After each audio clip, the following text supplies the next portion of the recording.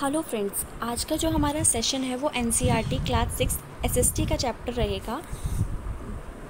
पृथ्वी हमारा आवाज़ जो हमारी एसएसटी की बुक है उसका फर्स्ट चैप्टर है हमारा सौरमंडल में पृथ्वी। इसमें हम एक्सरसाइज कवर करेंगे। ठीक है, जो भी चैप्टर के बाद क्वेश्चन आंसर्स दिए हुए हैं और उनके सॉल्यूशन आपको प्रोवाइड नहीं होते कहीं से भी, तो उनके सॉल्यूशन आपको इस वीडियो में मिल जाएंगे, जो बहुत ही ईजी लैंग्वेज में आपके लेवल के अकॉर्डिंग रहेंगे। तो आइए स्टार्ट करते हैं। हमारा जो फर्स्ट क्वेश्चन है वो है, निम्नलिखित प्रश्नों के उत्तर संक्षेप में दीजिए। ग्रह और तारे में क्या अंतर है? इसका उत्तर है ग्रह। ग्रह के पास अपना प्रकाश तथा ऊष्मा नहीं होती। ग्रह मतलब कि प्लैनेट। आपको पता है जैसे कि हमारे 8 प्लैनेट्स हैं, पहले 9 प्लैनेट्स थे, जो प्लूटो था 9th हमारा प्लैनेट, अब 8 हो गए क्योंकि प्लूटो को सौरमंडल से बाहर कर दिया गया था। जो प्लैनेट होते हैं, जो ग्रह होते हैं, उनके अंदर अपनी कोई ऊष्मा नहीं होती, अपना कोई प्रकाश नहीं होता, वो चमकते नहीं हैं। ठीक है, तारों की तरह प्लैनेट्स टिमटिमाते नहीं हैं। ग्रह जो होते हैं वो तारे से छोटे होते हैं। मतलब यहाँ पर एक पॉइंट आपको नोटिस करना है कि तारों का जो साइज़ है वो प्लैनेट्स के कंपैरिजन में बहुत बड़ा होता है। तारे की बात करते हैं, तारे के अंदर जो होती है अपना प्रकाश होती है, अपना ऊष्मा होती है, और तारे टिमटिमाते हैं, और तारे ग्रह से बहुत ज़्यादा बड़े होते हैं। नेक्स्ट क्वेश्चन की तरफ चलते हैं। नेक्स्ट क्वेश्चन है, सौरमंडल से हम क्या समझते हैं? ठीक है, सूर्य, 8 ग्रह, उपग्रह तथा अन्य खगोलीय पिंडों से मिलकर सौरमंडल का निर्माण होता है। मतलब जिस जगह पर हमारे 8 ग्रह हैं, हमारा सूर्य है, ग्रहों के उपग्रह हैं, वो स्थान सौरमंडल कहलाता है।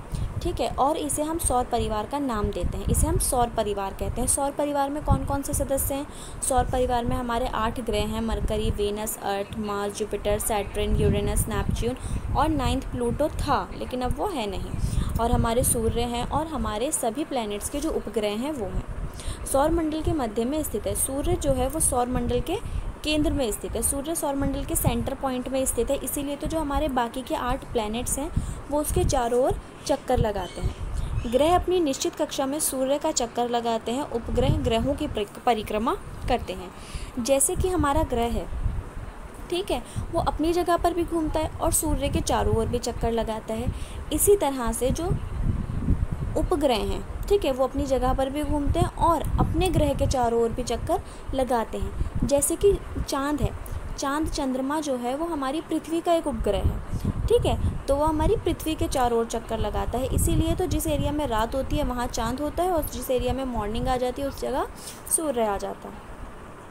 थर्ड क्वेश्चन है हमारा, सूर्य से उनकी दूरी के अनुसार सभी ग्रहों के नाम लिखिए। मतलब सूर्य के क्रम के अनुसार, मतलब सूर्य से पहले नंबर पे कौन सा है, सूर्य के बाद दूसरे नंबर पे कौन सा है, इस तरह से ग्रहों के नाम हमें बताने हैं। तो सबसे पहले आता है हमारा बुध, शुक्र, पृथ्वी, मंगल, बृहस्पति, शनि, यूरेनस और नेपच्यून। अब बात है कि पृथ्वी को अद्भुत ग्रह क्यों कहा जाता है। जैसे कि आप सबको पता है कि पृथ्वी एक ऐसा ग्रह है जहाँ पर जीवन संभव है। ठीक है, यहाँ पर हमें सांस लेने के लिए वायु है, पीने के लिए पानी है, रहने के लिए स्थान है। पृथ्वी पर जल उपलब्ध है जो हमारे जीवन के लिए आवश्यक है। जल आप सबको पता है हमारे लिए कितना ज़्यादा इम्पॉर्टेंट है, ठीक है, और वो हमारे जीवन के लिए कितना ज़्यादा आवश्यक है, जो कि सिर्फ पृथ्वी पर अवेलेबल है। पृथ्वी पर हमारे जीवन के लिए ऑक्सीजन अवेलेबल है, ओजोन परत पाई जाती है। ये हमारी पृथ्वी को अद्भुत ग्रह बनाने वाली विशेषताएं हैं। नेक्स्ट क्वेश्चन है, हम हमेशा चंद्रमा के एक ही भाग को क्यों देख पाते हैं? चंद्रमा लगभग 27 दिन में पृथ्वी का एक पूरा चक्कर लगाता है। हमारी पृथ्वी जो है वो 365 दिन में सूर्य का चक्कर लगाती है। चंद्रमा 27 दिन में पृथ्वी का चक्कर लगाता है। याद रखिएगा, आपको पता होगा कि हर महीने एक नया चांद निकलता है।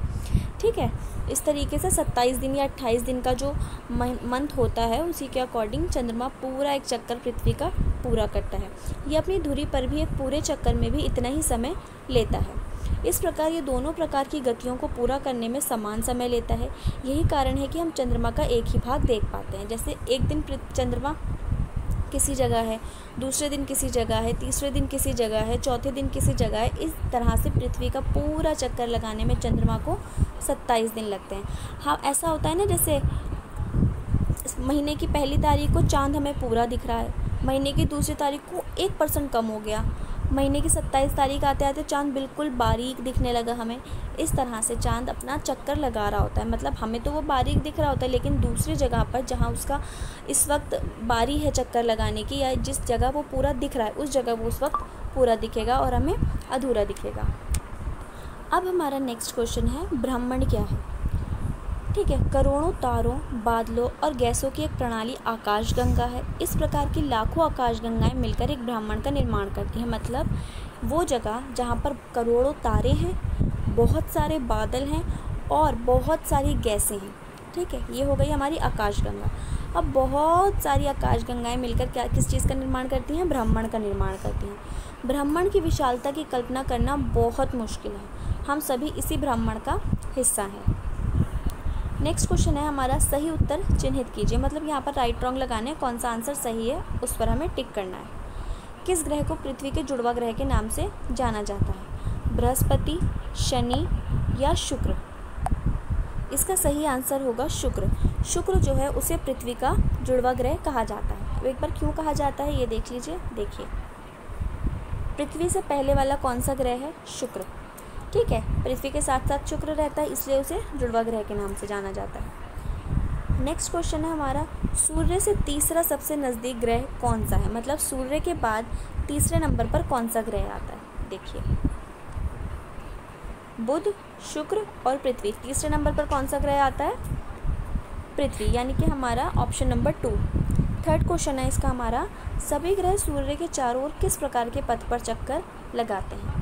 तो दीर्घ वृत्ताकार पथ पर। इसका राइट आंसर होगा, जो सभी ग्रह हैं वो सूर्य के चारों ओर कैसे चक्कर लगाते हैं? आयतकार, मतलब रेक्टेंगल फॉर्म में या सर्कल फॉर्म में? नहीं, वो किस फॉर्म में लगाते हैं? दीर्घ वृत्ताकार फॉर्म में। नेक्स्ट ऑप्शन है हमारा, ध्रुव तारे से किस दिशा का ज्ञान होता है? ऑप्शन ए दक्षिण, उत्तर या पूर्व। मतलब ध्रुव तारा हमें कौन सी दिशा के बारे में बताता है? इसका करेक्ट आंसर होगा हमारा उत्तर, यानी कि ऑप्शन नंबर बी। ध्रुव तारा हमेशा हमें उत्तर दिशा के बारे में बताता है। आपको जहाँ भी उत्तर तारा दिखे ना, आप समझ जाएगा कि वो उत्तर दिशा है। मतलब ऐसा होता था ना, पहले लोग खो जाते थे जंगलों में जाकर, तो वो तारों की मदद से अपनी दिशा पहचानते थे। नेक्स्ट क्वेश्चन है, क्षुद्र ग्रह किन कक्षाओं के बीच पाए जाते हैं? जो क्षुद्र ग्रह होते हैं वो किन कक्षाओं के बीच पाए जाते हैं? ठीक है, जो क्षुद्र ग्रह होते हैं वो मंगल और बृहस्पति के बीच पाए जाते हैं। ऑप्शन नंबर बी हमारा करेक्ट है। ये आपके आंसर्स नीचे दिए हुए हैं, अगर आपको कन्फ्यूजन रहे तो आप यहाँ से चेक कर लीजिएगा। थर्ड क्वेश्चन है हमारा, खाली स्थान भरें।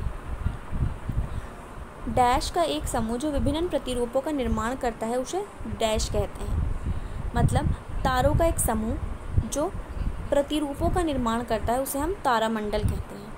तारामंडल किसे कहते हैं? तारों का एक समूह है जो विभिन्न प्रतिरूपों का निर्माण करता है, मतलब अलग अलग पैटर्न्स बनाता है, हम उसे तारामंडल कहते हैं। आपने आसमान में अगर रात में देखा होगा तो जो तारे होते हैं वो अलग अलग तरीके के पैटर्न बनाते हैं और लोगों ने अलग अलग छवियां बताते हैं कि देखो ये तो ये बन रहा है, ये वो बन रहा है। कभी कोई जानवर बनता है, कभी कुछ बनता है, कभी कोई कार्टून बना देता है बच्चा। तो इसी तरह से वो अलग अलग पैटर्न्स बनाते हैं जिन्हें हम तारामंडल कहते हैं। तारों की एक बहुत बड़ी प्रणाली को आकाशगंगा कहा जाता है। अभी हमने जिक्र किया था ब्रह्मांड किसे कहते हैं, तो बहुत सारी जब आकाशगंगाएं मिलती हैं तो वो ब्रह्मांड बनाती हैं। तो आकाशगंगा किसे कहते हैं? तारों की एक बहुत बड़ी प्रणाली को हम आकाशगंगा कहते हैं। डैश पृथ्वी के सबसे करीब है। क्या पृथ्वी के सबसे करीब है? चंद्रमा। चंद्रमा पृथ्वी के सबसे करीब है। सेकंड पॉइंट आपको याद रखना है कि चंद्रमा जो है वो पृथ्वी का उपग्रह भी है। फोर्थ इज डैश सूर्य से तीसरा सबसे नज़दीक ग्रह है। सूर्य के बाद तीसरे नंबर पर कौन सा ग्रह आता है? पृथ्वी हमारी जो है वो सूर्य के बाद तीसरे नंबर पर आती है। ठीक है, फिफ्थ पॉइंट है हमारा, ग्रहों के पास अपनी डैश तथा डैश नहीं होती है। ग्रहों के पास क्या नहीं होती? ग्रहों के पास अपनी ऊष्मा नहीं होती, अपना प्रकाश नहीं होता, ग्रह टिमटिमाते नहीं हैं। ठीक है, तो जो आज का हमारा सेशन है सौरमंडल में पृथ्वी का, उसकी एक्सरसाइज सिर्फ इतनी ही है। अगर आपको कोई भी कन्फ्यूजन हो इन क्वेश्चंस में तो हमारे टेलीग्राम ग्रुप के साथ आप ज्वाइन हो सकते हैं, जिसमें मैं इसका PDF शेयर कर दूँगी। Thank you.